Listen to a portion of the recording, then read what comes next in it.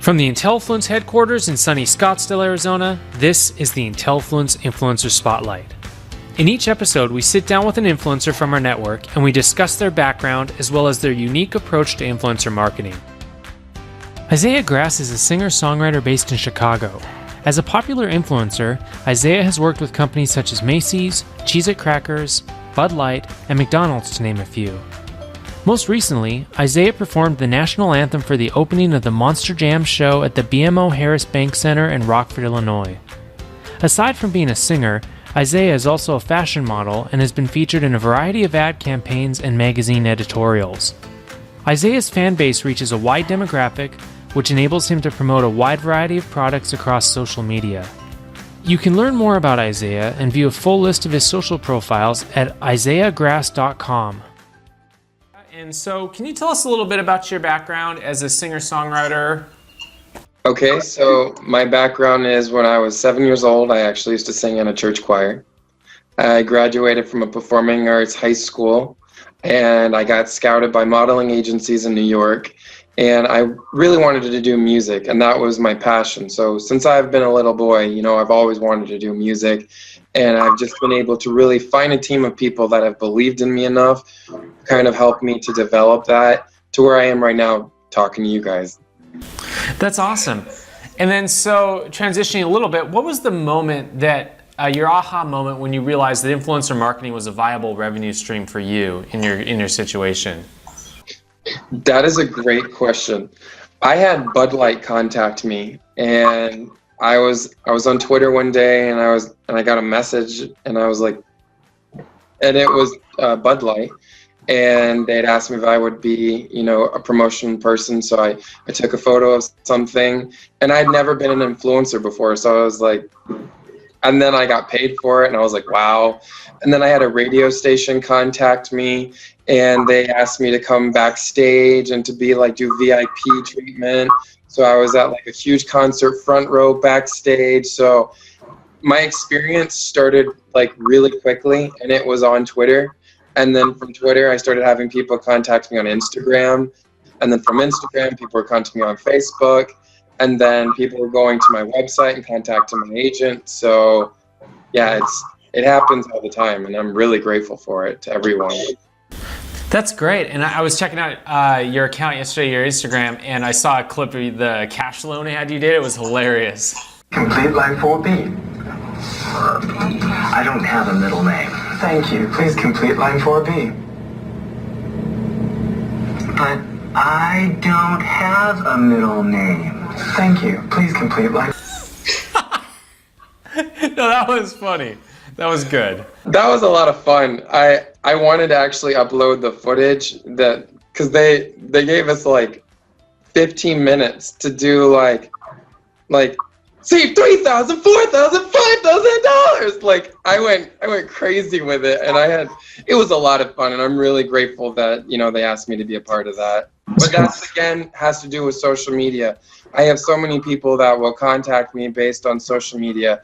I've been asked by TV stations to go on to perform my own music. I've been asked to go into commercials.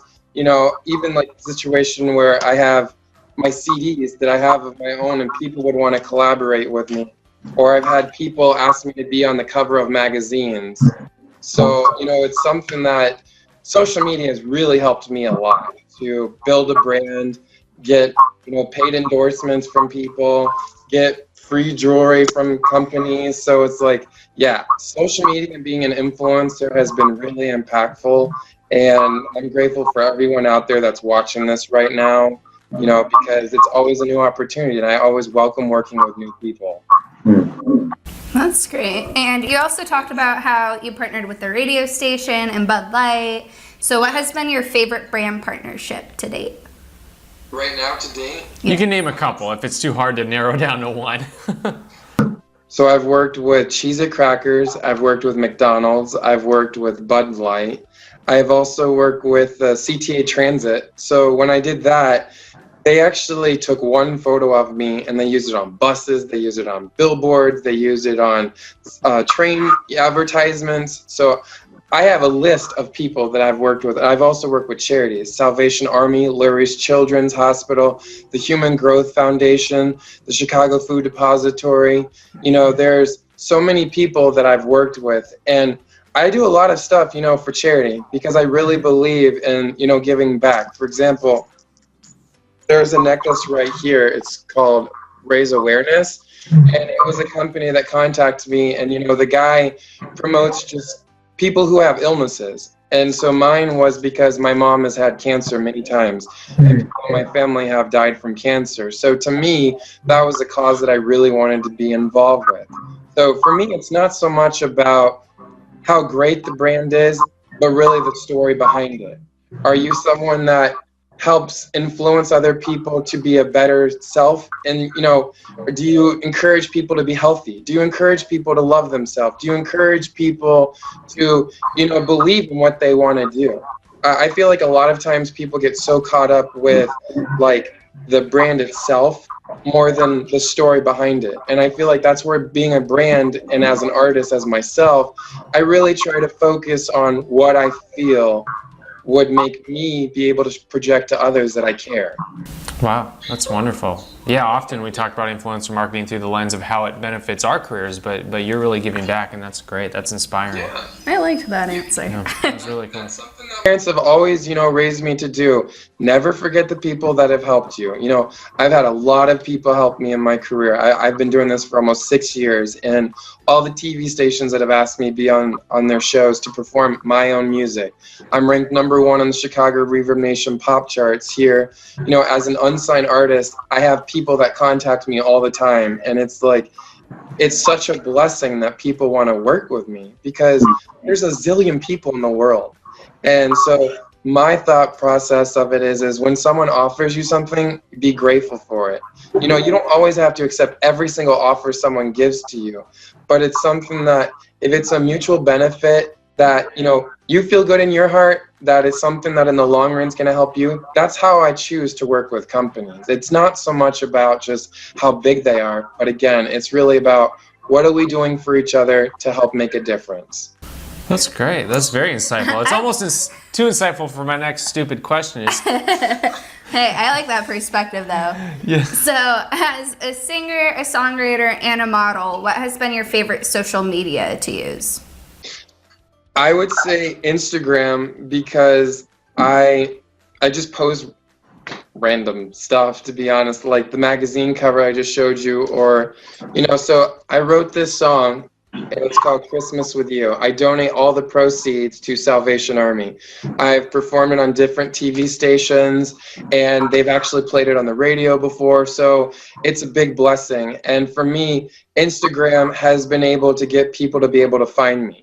You know, again, as a new artist that's still trying to get my name out there, when companies reach out to me, again, I'm just so grateful for it. And with Instagram, you can use hashtags at Isaiah Grass, or I can get tagged in companies. Like, I just did a campaign for a hair company, and they used me for a video ad. And then I just did a campaign for another company, and they put me on the side of a bus. And it's like, if you guys go through my story, you guys can see all the different stuff that I've done. And I'm not that type of person to be like, look at me. But, you know, your Instagram is your portfolio. Your Instagram is your resume for new clients. And I know that's how photographers have contacted me, and music executives, and, you know, different commercial clients, just because they see everything I've done. I don't think it's so much about just having, you know, having followers is great, but it's really about the content. You know, it's really about how can you look in a photo? How can you really make someone feel like what you're doing is important enough to like make someone else? Like, I've had people send me shorts and necklaces.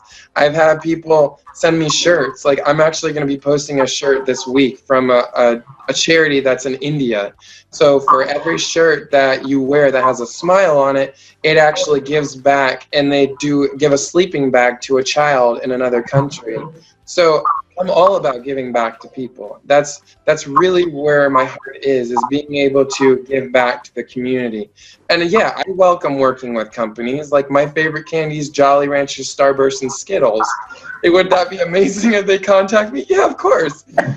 But, you know, I'm all about giving back. And I believe that when you give back, great things will come back to you as well. And so that's how I live my philosophy. I love it. And I was thinking Cheez-Its, McDonald's, and Budweiser. I mean, I wouldn't even, Bud Light, I wouldn't even have to go to the grocery store. No. And so you just posted on Instagram about your Palm Springs show, where you mentioned your new song to be released next year. So can you tell us a little bit about the new song? Yes, so the song is called This Is Not a Love Song, and we already have a remix made for it, and so it's going to be coming out next year. When I first released an album, it was in 2013, and I wanted to kind of slowly just release some music, but I've been working on a lot of really cool stuff, and I feel like when singers who have the creative edge to be able to do what they want, you build your story as it is. And for me, I wanted to take my time and live through more experiences in my life.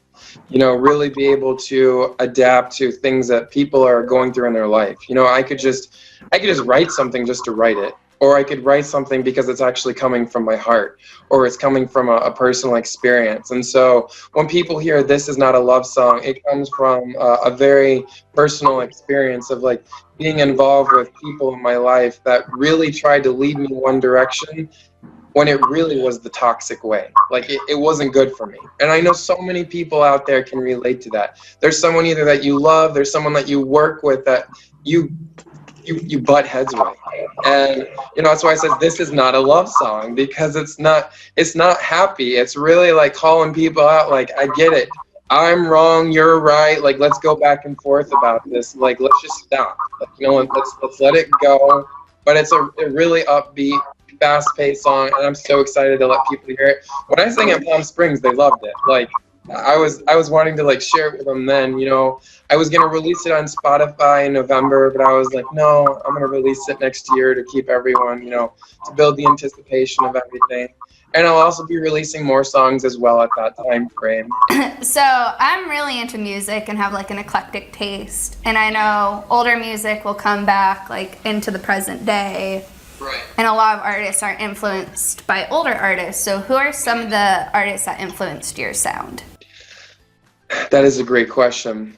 So I would say Elvis recently has been, changing the way that I've been singing. I really respect Adam Lambert, and I really like the tone of George Michael's, Josh Groban.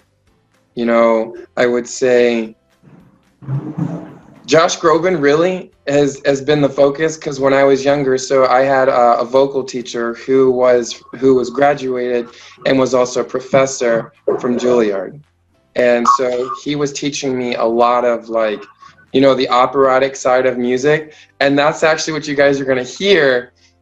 And This Is Not a Love Song. My agent's always I can't believe that's you. I just wanted to really share with people something different.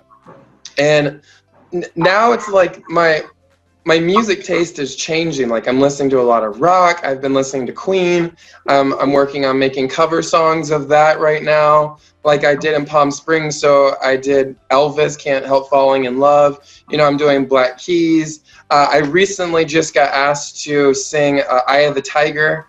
So my taste of music is changing so much. So I can't wait to be able to share with everyone the new side of me. And just this is a great opportunity, because what's crazy is that I've gone to see monster trucks before, but to actually be in the stadium to sing at it, it's crazy cool.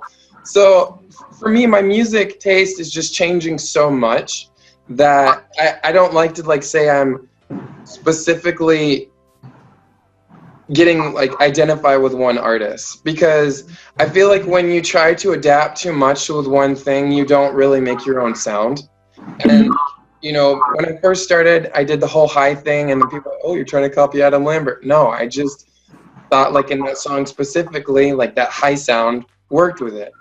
And I feel a lot of times artists, they listen to someone and it influences them to the point where they become that artist.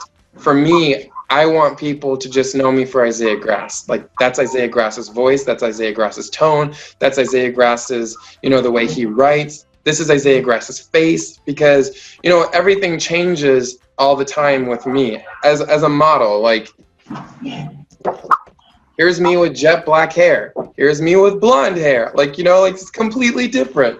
And so it's something that for me as an artist, for me as a singer, for me as a model, for me as an influencer, I'm all about changing myself. I'm all about, you know, branding myself in something different, as long as it's something that I feel we will both mutually benefit and that we can both help do something positive. For those of you who are watching this, hi. My name is Isaiah Grass, and I'm a singer-songwriter. I do fashion modeling. I also do commercials as well. If you guys have any type of social media, you guys could follow me on Snapchat or Instagram or Facebook or Twitter. You guys could also just Google Isaiah Grass and learn a whole lot more about me. And thank you guys so much for asking me to be a part of this interview. Want to join Intellifluence as an influencer for free? It's easy. Visit Intellifluence.com, click on the influencers link, and then click on the Join for Free button to sign up. Once you have registered, you will get immediate access to our influencer marketplace where you can browse relevant offers from brands and apply on the spot. You'll also be eligible to receive attractive product and service pitches from brands. There's absolutely no cost to join as an influencer, so we hope you take advantage of our service.